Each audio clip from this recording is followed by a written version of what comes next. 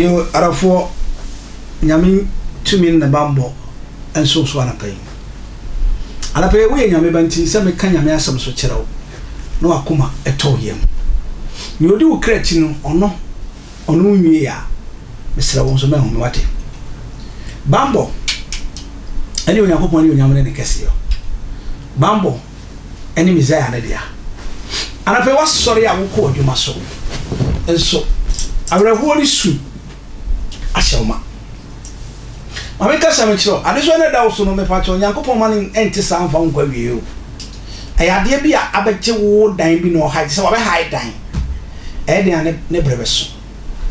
sɛ nipa tue sika hae dan ma ne berɛ so deɛ na fie wɔ asan kɔgye ne sika deɛ na ɔmpa a wotu no a saa ne nyame bi tu ɔsɛɛfo no wabrɛbɔ ma nipa nka nto wo so nso bɛma ne yɛ hɔ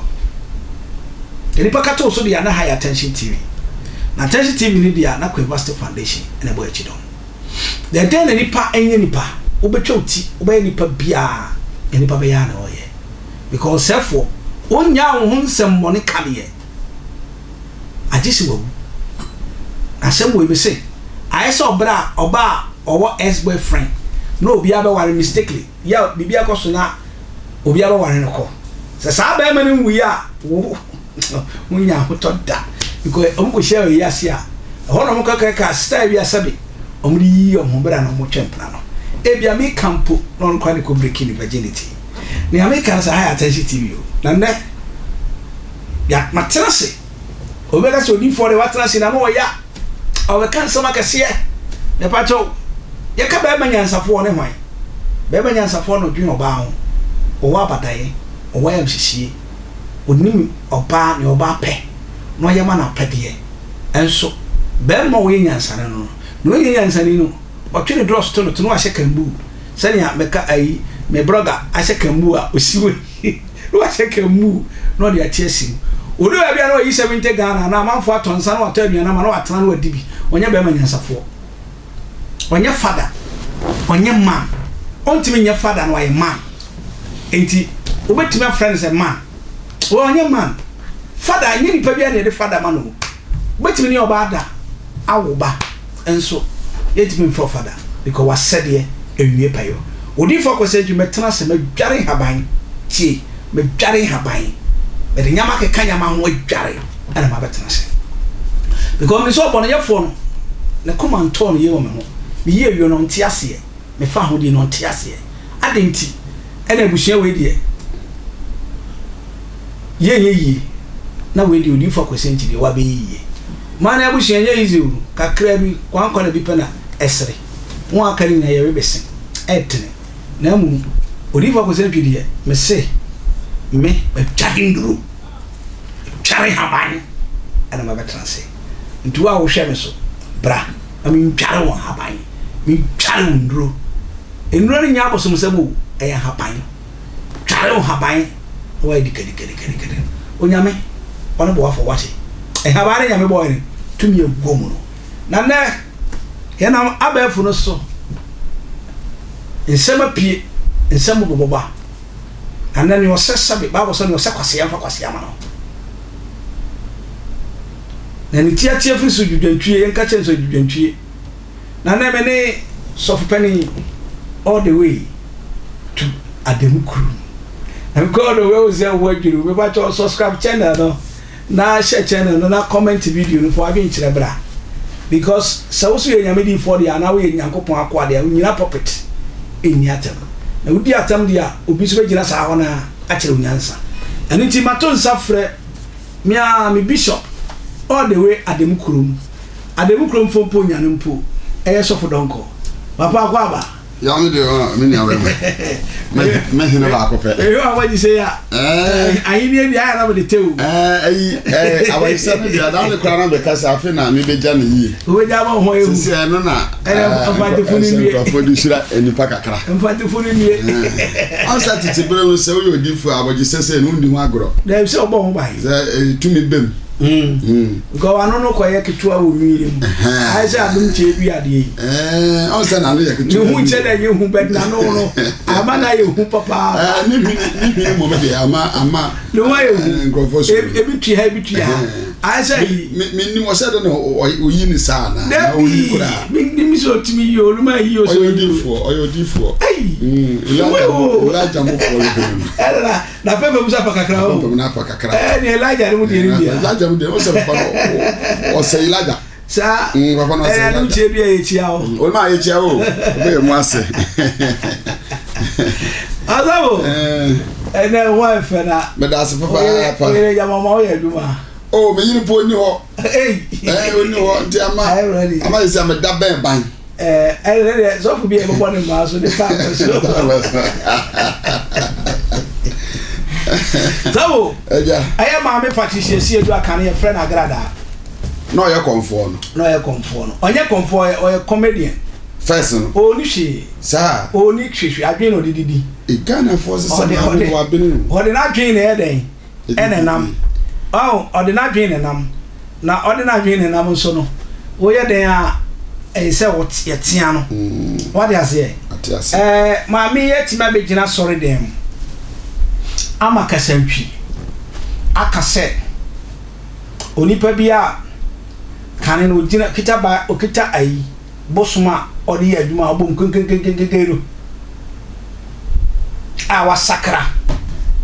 na wa be gina sorry dem no sa anya ofe na anya ni dia o ye beifo na o ye fu o ye kwasea oh mami ne gina ho mami ne gina odi san kwasese yo na agrada asesa no sabta frache sabta urade fachem se be kasa bible na nka no kore bible ana onim bible no so kenkan na nipa won hu nyina so ya jimifo so the bible kenkan a so fun ka so be jimi no sa wo so wasakra ba ne ye enkire se wasakra anka onyina puppet eni atam o ma tan social media ento ayampia enti na mato safra sofo wo asenyamedi fu as apostle a wo waye aduma na cha se kura wunya kura wo 50 years plus wo hwe sa asem ya maame kan a nyansa ben le wom kire wadwen maame chia ahwefo na me chia odifo wife Obapa University. Ono ana bo eduma kase achi domo a. Queen de seme na kama ya bo abi. Eni ne wagro. Enya ma nyina ne waro mu. Ayampa. One say what Genesis chapter 29. Is it 29 or 28 now? Verse 1 to 4 now. O say Isaac catch Jacob say, "Men ware o Canaan." O say na ma ho. Na ma ho. Ko owofa Nabant. Ne mama ko hwe bi. Ko hwe bi na ware. Na ware no. Enti kwa ma okọ no. When the Bible say odi ni ti na dey asent odi ti to abo so die. Okay. Now ahọ na yam yi ni ho di chere say abofo fro ntweri sane sa. No sa de kro na ni di lot. Okay. Loss ade ayira. Ade ayira. Na kro na ayira. Enti Jacob de ni tuti abo no so sore ye no sa de be fra ha better. Nti ade chi no to na kontu so no say urade ka me ho na urade boa me o ma bibidi o ma matare hye na se me kodu lota ahama to the better there e dia me ho ba na ma wale ntenya ba bia na wanti so ma me there in fact ya me sira wo so ma me ukunu na ebo abaso no e ba ne se ya asema to awade no ho e ba aduane sem a o ho eni ne ho agro e ba se so what I say empam so a I mean no ya de oh so ma me bu sama How kasa Abrade ma yin nte oba so firi se ma ya na okay enti no ojiba bi otimi control yeah control no se daddy ari awu ya ma yin se yin se yin ni ho abot prison for ma me what dey say ya me shira era me kasa me kwaya do enso on stop on se yen konkwa yen shira ba se na mo testify so wo ba fi ahwe kind of receive bibia fa bibia be fa wala gaze bibia be fa so chira yire ko oya one oba agrada sa na sase ye fro no sase ye sisa din no yeah esan se eniema oye ewo social media no na wo de to na pass no ho a wo hu ne se sa na sase ye fro no okonfo agrada on deserve so evangelist say for no konfo agrada so me to me ka say oyini to homa be ma na nse o so ho ahia ye ne bibi ma ho ahia be ka so ne na koda hotel bi na ye say evangelist o efo oda so yes ah why say preku uhoro no kro sa kota tichim onyankopon yensi na twetwe Bible said you never be dua me pesa ma me ne ti bibi asese ahyase enti se wiye thank you and ya Bible ya twera de to na wo so akwanya ne fa ba bi eso wanya sika sida na nkrofo be kuma wo se wo chakere wo no enya nne ne hia ba bi odi ade na wo ye no bekwa ko wiye no thank you anu ne hia thank you enti se uba TV so ana radio so na on demonstrate nkyere Ghana for us masesa o first time ye conform me nusu krakaka me ya zan esesa o bonus ne pass cassette ne o yi kyere amanfo say na me ye di twa amanfo say na me ye sesi me jai so me won say and Saturday no me transfer me kohwe me old pictures okay we show old pictures me say nyame ayebi ntini o kan no kre na me new one to one say me why fa pa papa ada me ka san ka queen ni man kan no so wale me because na mo nya fe da on say maybe o ha o mo hwa ade kwa akiri yes o baby a won ne kasa kra baby a o tra o da emfa no ho send ya wo si ya wa de emfa no ohu ne say we bi wonu mu a se me jar ma no kwa da ache ma hwera de nti ususu sa agrada futuo no ntiem firi ni kuno afutuo ankasa wontumi ntie achi senso be agrada ntumi ntie afutuo onso akodam aba obesa akodam bi papa peto ho wapa ho we ya de hwe yi asale o ye ni kuna ba hoba waba hope me so free prison ba ma no ba na ba ma no kepini on pekasa ye friend recruit aho ono betan se ni kun se obi afa no to kwan nti ama ne be ma you see sani pay wasesa so for me person so for me car say be actually quick na afi ya to aso 1 John chapter 2 verse 5 na say obiara a odi na sam so no ampala ono ne mu na onyankopon do ewie peyo obi odi nyame asam so ampara sani pani mu na nyame na do wie peyo eti asemi chese o pache sagrada o wie peyo o ye de wie peyo na wonte oye de wie peyo na tatu na guru ka ba fita ke ba ko paper tatu ni as sa papa and on papa so as sa o kasa maye bone because Bible say tatu nye da bi tropia ni ntumi nsakira na wedie o so han Ethiopia ni ntumi nsakira na wedie tu pesa agrado o ye fun pa agrado nsakira ye o ye fun pa a wo dimpe ni fat agrado diga na fat e be gina tem o ye fun pa na me ka chewo agrado diga na fat e be gina tem adana sana asofo nyina ye preach anga asoro we anka ma be se kora beba obi tena asoro wo o wo skatan no obi tena asoro wo nyini tan obi tena asoro wo ye collect tan no asofo asema wo kai wogi di se memesle kugo na septa frache biti Ghana for the come na ti wo mti no ko ye yes wo ade ade ba ma obi adi a wo bo hwirama obedi ochi so wonu mshwa bo pa o ala so papa o yiro na le ko ye ala mo aya Tachi TV ne na ko University Foundation na queen ni dia yesre ka se sane onyankopon ayehye nyamade e pepa cho adoye de di kan yodo de kire onu ya bi na for do fagin tata na were ho mfiri ne so sofo menua ni american se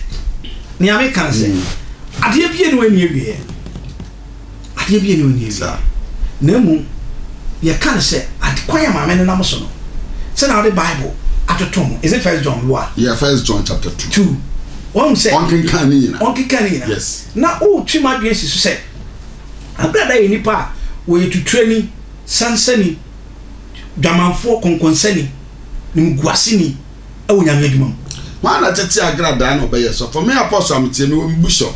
me wa me spiritual father de order na tom so hu say me qualify say me nyame adwuma ana wa ma me kwa ma me lances say me fa nyame adwuma nti agrada so ko bible school wan wana de na sato no so nti ni second oye ready na na say ya man say me te say ne da grow si na no kan say na obeye so wa mbre da no toy so ayenia apply life yabra pani what ntiate kure e baba so minimum ono na me se du ba bi na sana nyame Ghana nyame adwuma na ye na nyane fe on kan nyame ase agrada on preach nyame ase no onja so for there asema ko bi be fi se bia wotan agrada ye nkonko tie na numa asam a ono ankasa aka ma e tan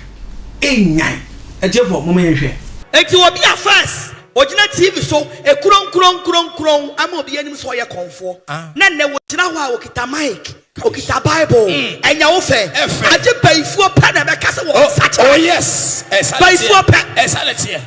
bon sama nyansa samo no baifuo pa only a witch or only a fool who says on sachara. God bless you, Reverend Doctor. And when your friend say repent say wo ya de bi woni mo kokoam obi akura ni mu but wo de wonim say eye bone. Okay, what's up here on one view so na nipa edisa suban we nipa edisa suban we na wonim odi Nyankopon ho few ana na meka tonso na o ka krontias lambere yanta kadawdo ya labrabara aye we no di na tinu aya nyame kura be twa na kwaso ya onu fi se onu ba ko amani bari ba fire amani bari ba o maniska ni obeti ti odi ma Bema say fantofofo ni kwadonto bemba bia wudi obet